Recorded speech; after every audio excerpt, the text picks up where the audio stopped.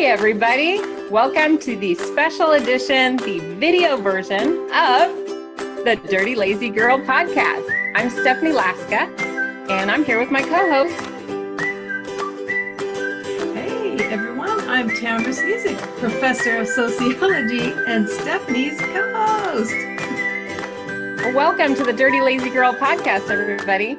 If you're not listening here on YouTube, you can also listen just the audio version on Spotify, on Apple Podcasts, iHeartRadio, Stitcher, Google Podcasts, or on my website, dirtylazyketo.com. Thanks for joining us.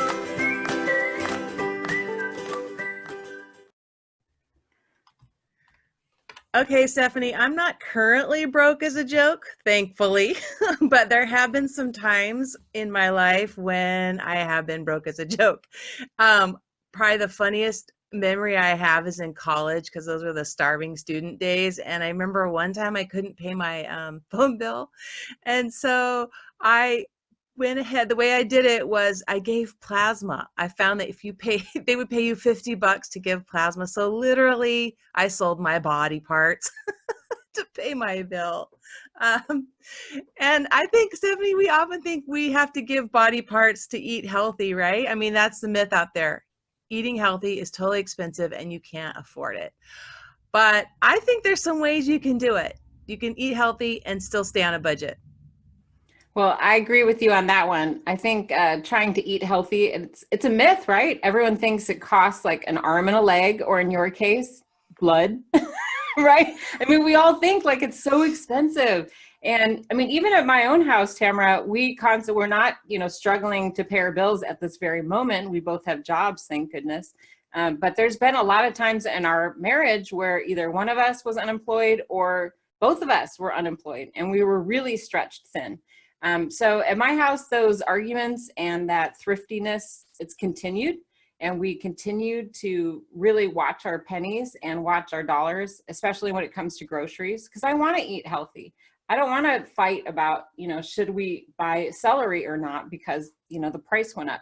Because honestly, Tamara, we've had a lot of fights about the cost of celery. I am not joking. We fight about it a lot. Like, we can't afford that. Look, it's $1.19. It used to be $1 last week. And I'm like, I'm worth it. Come on. I need my damn salary.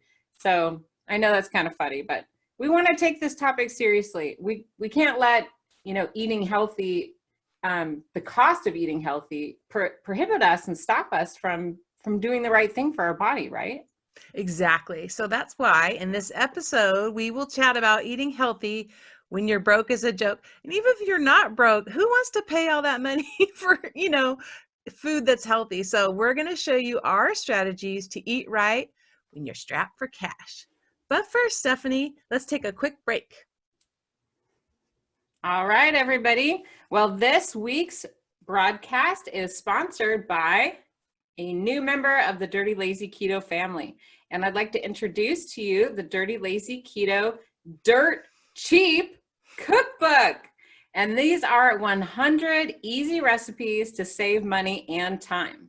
And what's special about this cookbook, Tamara, is that every recipe is under $10 to make. That's not just per serving, that's the whole recipe. And they're all under 10 grams of net carbs per less, which is really hard to do, I think. This is a great cookbook for the whole family, and you can pre-order it now on the dirtylazy.com website and find out more about the pre-order bonus gift. Details to come. Nice. I am so excited about that book. I mean, that's a huge resource for eating healthy on the cheap. Okay, so let's get started. We have 10 tips for you. I came up with 5, and then Stephanie has her 5. So we'll go back and forth. Who wants to start? Oh my goodness. I could talk about saving money all day long. It is my husband's favorite topic, and he's the co-author of the cookbook series. So there's 2 things we like to talk about, Tamara. It's saving money and keto. So I'm going to be talking all day long about this one. You're just an expert. I'm sorry. I feel like I don't have the same level of expertise, but I'll try. I don't know if I have the expert. I always tell people I'm not a professional cook. I'm not a nutritionist. I'm not a doctor, but I'm really passionate about eating healthy. I'm passionate about saving money. So it's not like I know any more than anyone else. Yeah. I'm just, I think, really committed to figuring it out. Yeah. Yeah. Well, okay, I'm going to dive in then with my first tip, which I called stay low. Stay low, stay low. I want to hear What is more about staying low. Well, if you know what I'm arguing is that you need to avoid some of the pitfalls of the grocery store that will trap you into the high price items. And one trick is that all the lower price stuff is low. It's in the bottom shelf. The middle shelf has the most expensive, and sometimes you can get they'll put the lower stuff up high, but the very lowest priced items are at the bottom. So stay low. Some other traps at the grocery store are that the middle aisles are the ones you want to stay away from because they have a lot of the processed food. So it's just not healthy food anyway, but it also tends to be more expensive. So you want to stay to the outer aisles where the veggies and produce and that kind of thing are. I think another grocery store tip is don't shop when you're hungry. You've probably all heard that before, and it's true. You do buy so much more when you're hungry.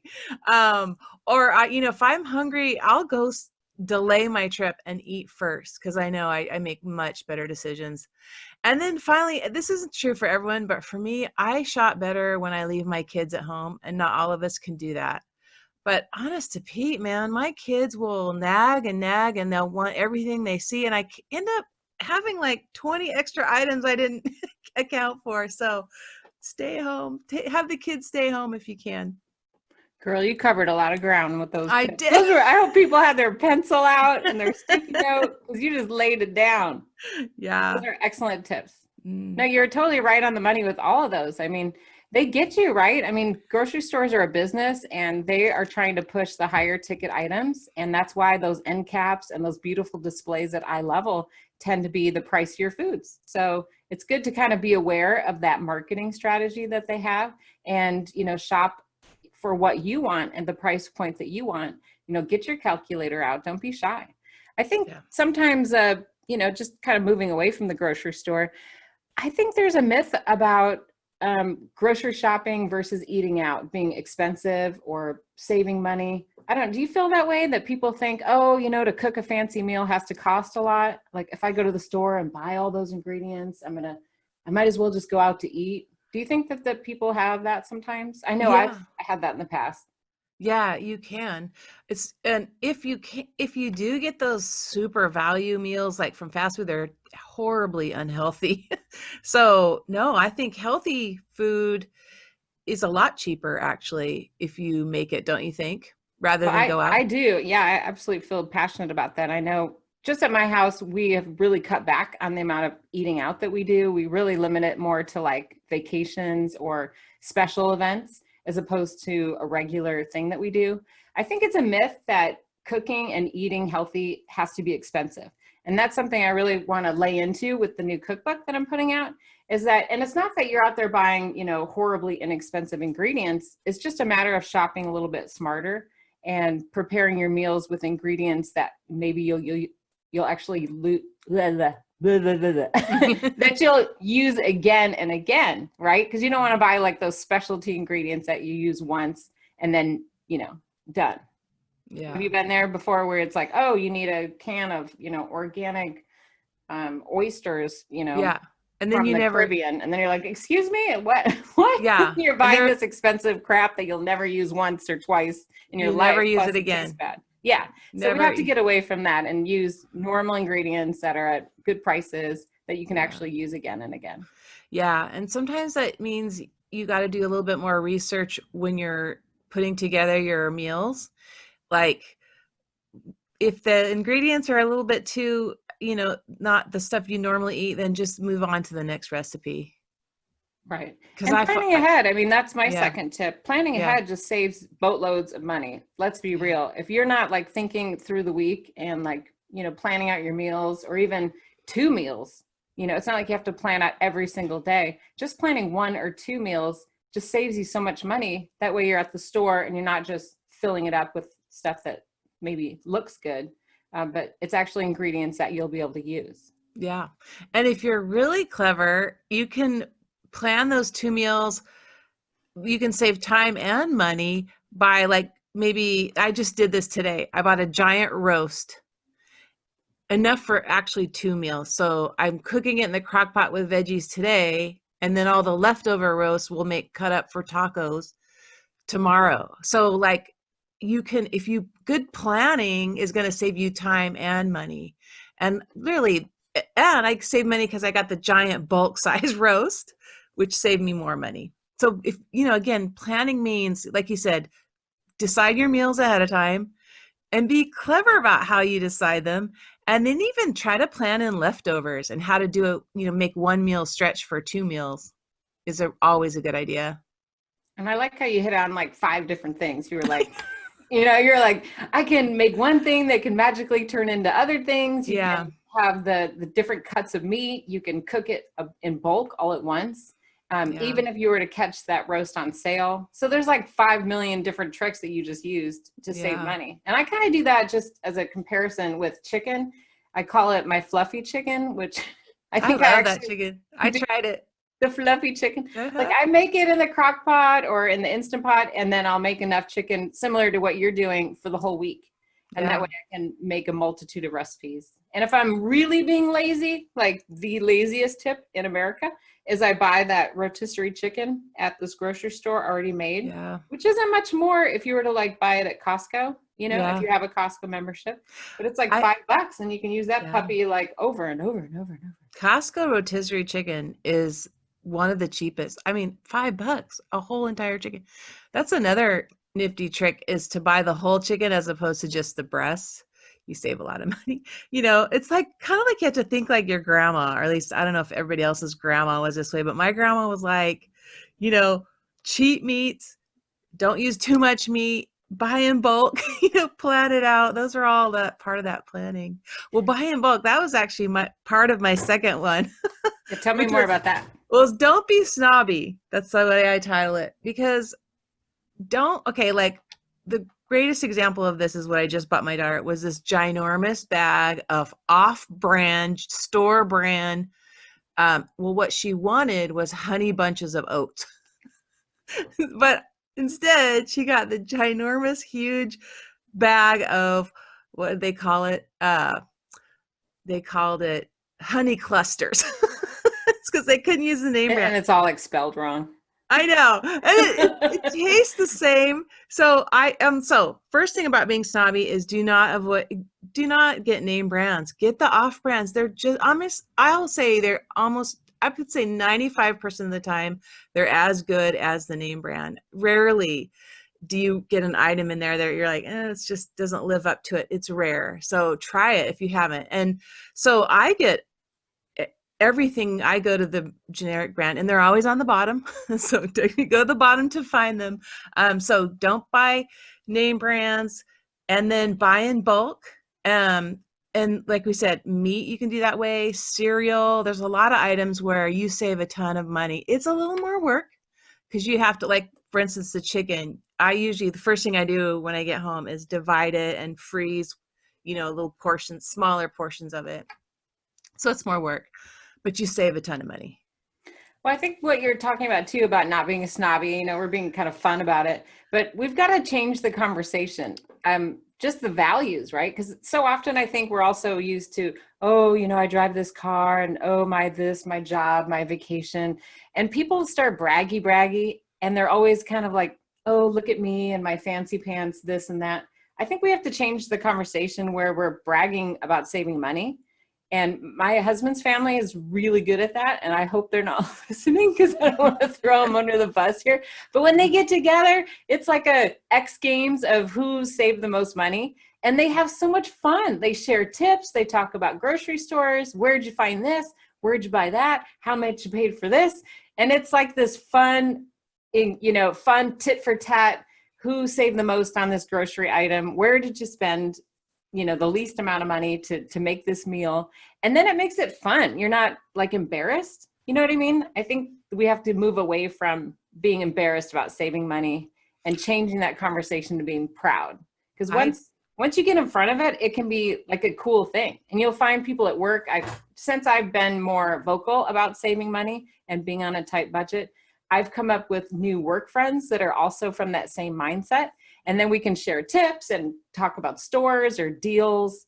And then it's fun. You feel good about yourself bragging about saving money. Yeah.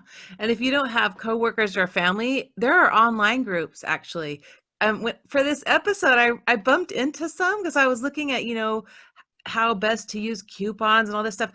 In the coupon groups, apparently, they love sharing secrets and tips, and people go on and say, oh my God, I got this thing for, 25 cents. And so, yeah, you can find that support online too. That's a good tip. Hmm. Do you have another tip? Oh, sure. I can talk about this. I was like, ooh, I better slow my roll because I can like step over your toes on this one.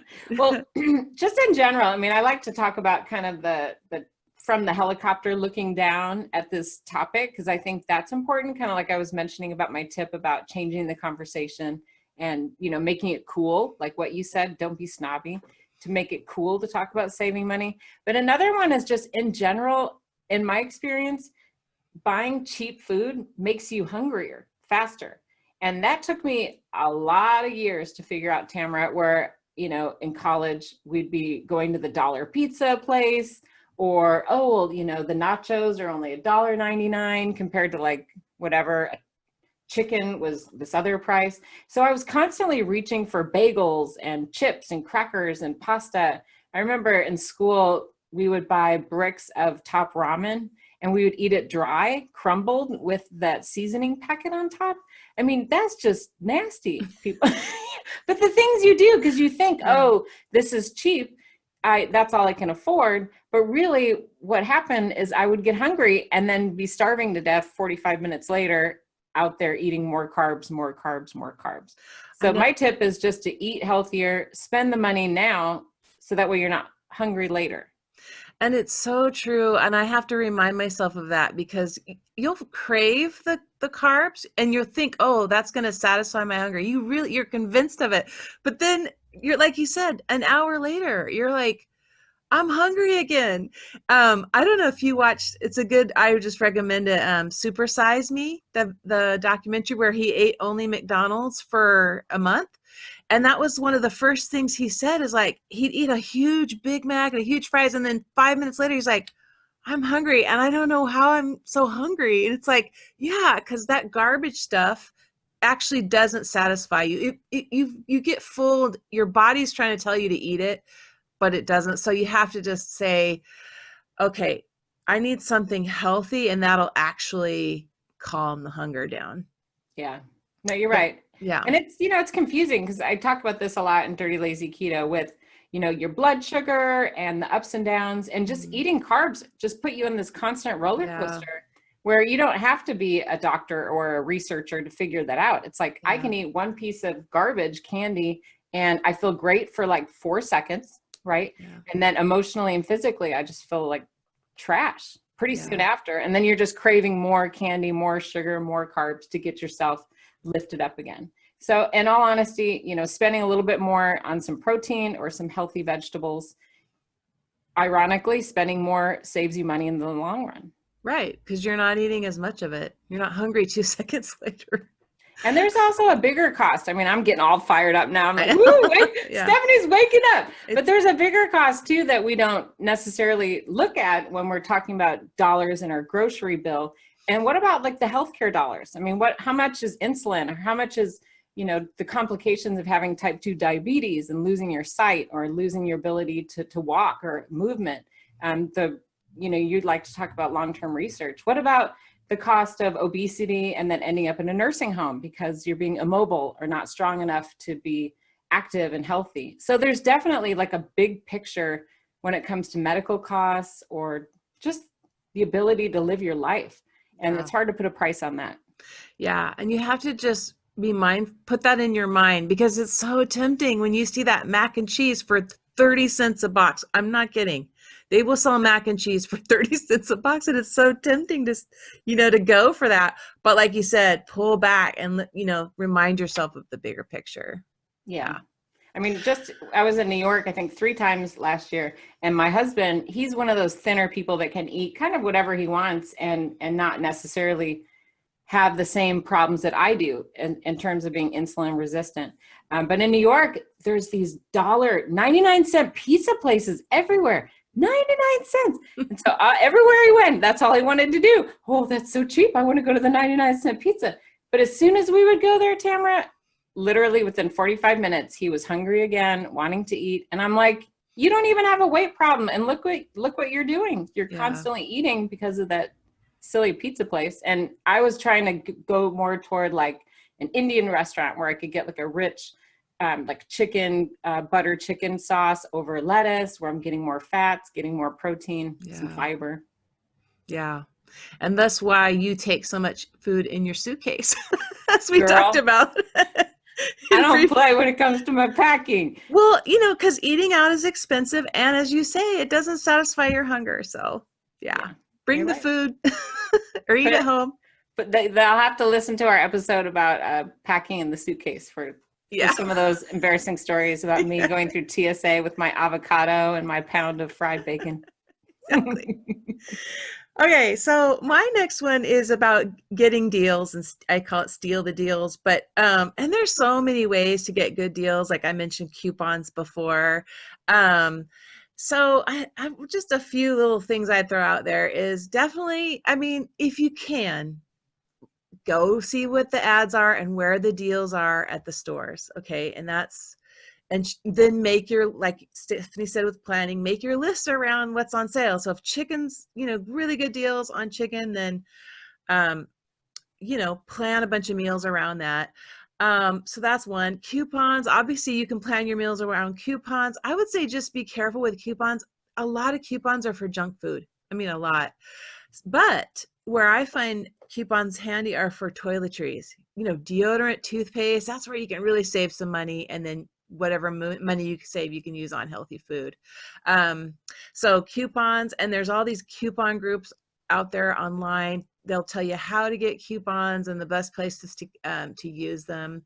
And if you hate coupons, because I'm not a huge fan of it, I don't know if you're a coupon person, but I don't like it. But you can join the store rewards program. And if your credit card has a store rewards, like my credit card right now gives me lots of reward points for using it at a grocery store. And so I'm saving money that way. So there's a lot of different deals out there. Go find them. I'm impressed that you're using the coupons, Tamara, because I'll see them and think, oh, that's a good idea. And then I just can't remember to take them with me. No. So I like your thought about like using the digital coupon rewards. Yeah. My husband's good about that. He will put those like in his file, and then it's an automatic swipe when he's at the register, which is pretty fancy. Yeah. I mean, you don't even have to actually cut them out like you used to. You can just That's do it old school. That's like back in the day when we had our envelope system and our cash. Oh, I know. So it's really, there's no excuse. It's just to remember to do it, and learning how to download them. And for me, we've kind of learned a few tricks about where to shop for certain foods. My husband, again, I just keep complimenting him. I can't say enough about how smart he is with grocery shopping, because I can ask him like a random question, Tamara. I can be like, eggs. And he'll go, $1.89, cost less. Like, he's amazing. You can say any food, any city, and he knows the exact, and it's not just in my own town. We'll be traveling, you know, in whatever city we're in, he's paying attention to all the stores and what's being advertised, what's in the leaflets. He honestly knows exactly what store to go to get their loss leader.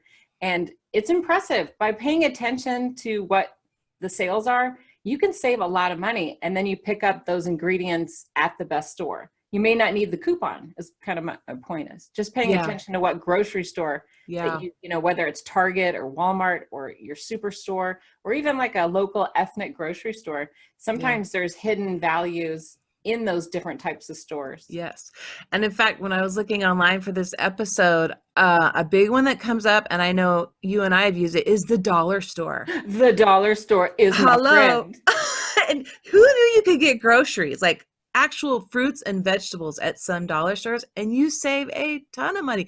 Don't be snobby, people. Go to the dollar. Go to the Dollar Tree, the 99-cent only, the Dollar General. Anything with dollar in the title is worth stopping by. Seriously. And and I don't, Stephanie, it wasn't until you told me once, you're like, their fruits and vegetables are really reasonable there. And I had never thought to buy them there. I was like, something must be wrong with There is nothing wrong with my fruits and vegetables. And when they're No. only $1, Tamara, yes, they might be closer to expiration. Yeah. That's true. But oftentimes it allows you to take more risks, because I might see a eggplant or jicama and I think, oh, well, what could I do with that? Or, a bag of fresh tomatillos, like, oh, I haven't cooked with those lately. What could I do? So it's inspirational sometimes to see vegetables that are a little bit at a discount. Yeah, it's great. So the store you go to makes a huge difference. Huge difference. Don't be Yes. snobby, people. Well, my fourth tip is another quote unquote store you can go to, which is your own pantry. Go shopping in your own pantry. And what I mean by that is a lot of times you have stuff sitting around your cupboard and you end up throwing it away because it expires, or you don't know how to use it. And I say once a week, or maybe you can't do that, maybe once a month, decide you are going to make a meal only using what you already have in your pantry. We did this. We were kind of forced to do this during COVID because there were times when we couldn't go out to the store, or the certain groceries just weren't available. Like eggs weren't around, and we were like, oh my God, I have to get really creative. So I recommend you try it. And there's even a website. There might be other ones, but one I know is called myfridgefood.com. So you go there and you tell it what you have, and it'll come up with meals for you to make based on just what you have. So that's an excellent way to better utilize what you have and save some money. That is an amazing. I'm thinking back to our episode about the kitchen hoarding. Do you remember that when we were talking about what was in my freezer? Yeah, in my garage. So I love that tip. And I'll take that a step further. During COVID, we kind of stocked up a little bit, maybe more than usual, like not pantry hoarding per se, but just buying some of the essentials that we knew we might need because we weren't going to the grocery store as often. So I'd buy a little bit extra of important foods to me. And we set up kind of an open shelving system in our garage with some heavy duty, like bookshelves, like that could hold a lot of weight. And we stacked our cans and some of our boxed goods. That way we could see what we had. Because Tamara, I hate my pantry. I can't see what the heck is in there. So even if I wanted to make like hot artichoke dip, I didn't freaking know if I had artichokes in my, a can of artichokes or even the mayonnaise to make it. So by having more of an open shelving system, I've become much more efficient, much more budget conscious about not, buying the wrong ingredients or spending too much at the last minute to buy them at the wrong store. I can plan better. Oh, that's such a great tip, because I've done, how many times I've double bought things because I didn't realize it was way in the back of the cupboard. You're like, I already have that, but I'm buying it again for triple the price. So mad at myself. Yeah. So open shelving is a great idea. And if you don't have a garage or something, at least then make a point of going through and, pulling everything where you can see it and rotating things so that you're aware of what you have in there or what's about to expire, like that will catch your eye, because there's nothing worse than buying stuff and then you have to throw it out because it expired. And it applies to not just to the canned goods, but to what your freezer holds as well, and fridge. And it doesn't have to be a, huge display. It can be like a simple list or like a shared iPhone folder, but something to help you be more accountable about what you have. And I do talk a lot about that in the Dirty Lazy Keto Dirt Cheap Cookbook, where frozen, fresh, canned, you can use all of these ingredients and still eat healthy. I think there's also a myth about eating healthy has to only be organic, expensive, farmer's market style food, when in reality, there's a lot of nutrition and a lot of great recipes you can make using alternative products that are just in the bottom of your freezer. Let's be real. Yeah. I heard a tip on a website where you should take a picture, open your refrigerator, take a picture of it before you go shopping. Because how you get there and you realize like, oh, do I have milk? And you have forgot to look. And then you can just pull it up at the grocery store to see what you actually have in your fridge. I thought that was a nice tip as well. That might just be the best tip I've ever heard in my life. Am I the only one that's done? I have never thought of that. And that's brilliant. It's Gold star brilliant. to you, Tamara. I know. No, I stole that off the internet. Well, you should not give that to anyone else. Pretend that's yours. Yeah. Tamara's tip of the day, people. Hashtag Tamara. Take a picture of your fridge, hashtag. I love that tip. Yeah. Yeah. So shop in your pantry. Shop in your pantry, people. Yeah. Well, my final tip that I'd like to share is that, and I may have hinted at this before, but just not using food being expensive or healthy eating as an excuse. I think that we've all done it, you know, when we're at the grocery store, at a farmer's market, even just going out to lunch, I'll look at the fresh food that's available and I'll think, oh, should I really get this or that? Look, it's 12 cents cheaper or $1 cheaper or a couple dollars cheaper. The big picture for me, Tamara, is I have to remind myself I'm worth it. Like, I am worth it. If it costs a little tiny bit more on that particular item, I don't care that the Fage yogurt is $5.99. Like, sometimes that's important to me and to my health so that I eat a healthy breakfast. Then I'm going to freaking buy my yogurt, and I will take that money from another area of my life that's not important. I might say, do I really need, I don't know, those expensive shoes, or do I really need that style of purse? I might cut back on getting my hair done as often or whatever. There's always a way. If your priorities are your health and eating healthy, you can find the money, most of the time, to make better decisions. Yeah. That's so true. I think it's true of everything too. Like, just keeping the bigger picture in mind. Like, what do I want here? What's most important? And don't be afraid to ask for help, right? Yeah. I know we all have so much pride, and it's hard to ask for help. And yes, you can't do it all. Yes, it's a lot of work to go to different grocery stores or look through ads. And no, you may not have that dollar store in your community, but maybe your friends or your family do have that time. Maybe you do have a friend at work or a neighbor who'd like to divide up responsibilities and share, right? Yeah. Yeah. There's always a friend or someone else that you might be able to share with. I agree. I have one last tip, Stephanie. Ooh, let's hear it. I know I got so excited. I forgot about it. Well, this one is going old school, which is to try growing your own food in a garden. And I know some of you're like, well, I live in the city or I don't have a yard. But you can do container gardens inside your house on a little patio. Give it a try. I'm not good. I think I said in a previous episode, I don't have a green thumb, so it's not really my forte. Although I tried again this year, and I got my daughter, and she turns out she's really good at it. So we had 3 bell peppers today on our plant. I'm so proud. I know, girl. I know. Cooking. So I'll be at your house later. I know, but I'll say the startup of a garden can be really expensive. So just a few tips if you want to do this. You don't have to go out and buy fancy pots or fancy, containers, especially if you want to do a container garden. I dig this, Stephanie. I took an old dresser drawer and made it into a planter. And all you had to do was drill. I know, isn't that clever? I saw it online. And then isn't that what people used to do with their babies? Yes. Yes. That was their crib. Exactly. Yeah. So now I use it for plants, but bowls or buckets or just any old crappy thing that, you can reuse, turn it into a planter. And then, you can start growing your own garden. And if you use seeds, of course, that's a lot cheaper than, the little seedlings grown up plants. So yeah. Gardening isn't your forte. I was thinking about, as a build to your tip, you might have a skill or something valuable to trade with someone who does have a garden or who does have a wonderful tip. If your neighbor is growing some kind of vegetables, but you have a special skill you can offer, that can be a way to access those fruits and vegetables as well.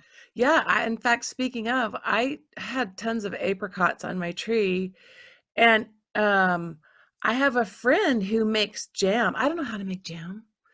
So we exchanged. I gave her a bunch of apricots, and then she gave me a couple jars of jam in exchange. And I'm like, that was just this, as a way to divide the labor up, like, because some people can do the growing, but maybe you can help them make, like, if they have extra tomatoes, you're like, hey, well, give me some, I'll make you some salsa. And then we both get some of the salsa. And that's another tip, by the way. Grow things that you can put into jars that will last a long time, like Tomatoes are great because you can make salsa or pasta sauce, and they won't have any sugar in it. So, because you're in control of it. Same with cucumbers are great because you can make homemade pickles again, and then you don't have to worry about how much sugar is in there because you're doing it, and they taste really good when you make them, yourself. Well, no matter what your lifestyle is, folks, we just want to encourage you to find a way to prioritize your health, right? To make sure that you're valuing your eating as just as important as the other bills that you pay. There's always a way. I think that if you're creative and committed enough, I think anything is possible. And I bet you our listeners have some really good ideas about how to eat healthy on a tight budget. So listeners, tell us, your tips by emailing Stephanie@dirtylazyketo.com or via Facebook or Instagram @dirtylazyketo. But before we get to our personal hacks, let's take one last break. Well, as a reminder, I know I've been sharing the cover with all of you who are watching our video edition, but you can also visit my website to check it out. But the newest book to the Dirty Lazy Keto family is the Dirty Lazy Keto Dirt Cheap Cookbook. It's published by Simon & Schuster, and it's full of tips and tricks in addition to recipes that are $10 or less to make for the entire recipe. I think that's pretty amazing. And I tell lots of embarrassing stories as usual to entertain you while you're learning to cook. So I think it'll be a lot of fun, and I think our listeners will really enjoy it. Nice. Okay, let's share our hacks, Stephanie. Well, as promised, Tamara, I love to share my embarrassing stories, which my children are mortified about. But this is a great budget hack in general, because like you said, if you're buying different types of groceries, that money's got to come from somewhere. So in my family, this is a tip that we do quite often. Well, whenever we're really struggling, I think is when we pull out this trick. We pull out a blank calendar. We just Google it, like, June 2020 blank calendar. We print it out, we put it on the fridge with a magnet. And for the entire month, everyone in the family, any type of cash out-of-pocket expenditure, we just jot it down. So I might put, $3 Starbucks. I don't really go there, but I was trying to think of something inexpensive. So whatever you're spending money on out of pocket, you would just jot it down on the calendar. And everyone in the family is accountable. You all have to write what you're doing. If you bought, had a $20 pedicure, or you went, I don't know, and picked up some new shorts at the mall, you would write that down. And I just think as a family, it helps you all stay more accountable to each other, where the money's actually going. It's not like you're judging or telling people they can't do something, but as a family, you might uncover some ways like where the money's going. You might say, oh, did I really need to spend that much on beauty care products that month? And then you can make better choices, because your health and eating right is a priority. It's a decision that you have to make and be committed toward. And that money does have to come from somewhere. So it's a cute little strategy, and it's very effective, I'll tell you. Yeah, it would be. People get embarrassed. I was going to say, I'm scared to do that. Right? I'm being all serious with the way I said, but the truth be told, it makes you think twice. Like, do I really need that? Because then I'm going to have to write it on the calendar. It's just a public way to be accountable to your family. Yeah. Because there's only so much money. It's not like there's an unlimited fund for you just to go off to the mall. You're a family. You have to be accountable to each other. Yeah. That was a hard one, though. But good. The truth hurts, girlfriend. Doesn't it? Dang it. I wish this were easy. Well, my tip is a little more specific. Actually, you had mentioned shopping at an ethnic store, and my tip was about that. Within your regular grocery store, there's often an ethnic section, and I recommend you use that to check that out for the stuff they have, because often what's in there is cheaper than outside of that, especially spices. And spices are the most expensive item in the grocery store. It's even more expensive than meat. People don't know that. It's hugely expensive. Thank goodness we don't have to buy them all the time. So instead of going to the spice section, go to the certain, like for instance, if you need sesame seeds or ground ginger, go to the Asian section, because they have those there and they're actually quite a bit cheaper. Same with like more Hispanic, spices like chili pepper or chili flakes or cumin. Again, don't even and they're not in fancy packaging sometimes, and sometimes the writing might be hard to read, but it's worth it because you pay a fourth of the price. So that was just my shopping tip. That's an excellent tip, Tamara. I think we'll wrap it up on that note. So the bigger message is there's always a way to put your health first. It might take some creative thinking and dedication on your part to eat healthy when you're on a tight budget, but know that it's absolutely possible. Family and health is the most important thing in the world. Keep that in mind. There's no better way to spend your money than on your future. Well, thanks for joining us. Hello, hello, hello. It's Stephanie Laska, and I am one of the podcast hosts with my friend Tamara for Dirty Lazy Girl. Hey, if you're enjoying listening to our free podcast, would you do us the honor of leaving a review on Apple Podcasts? It makes a world of difference. I'm going to give you instructions how, okay? This is how it works. First of all, I'll say it really loudly into the microphone. On your iPhone, select the purple icon. Using the search tool, type in Dirty Lazy Girl. Click on the thumbnail to open it up. Scroll down until you see rating and reviews. Click on the number of stars you'd like to leave, hopefully 5. Scroll down and click leave a review. Type in your review and then hit OK. That's it. You're done. We really appreciate your support. Again, leave us a review, Dirty Lazy Girl, on Apple Podcasts. Thanks.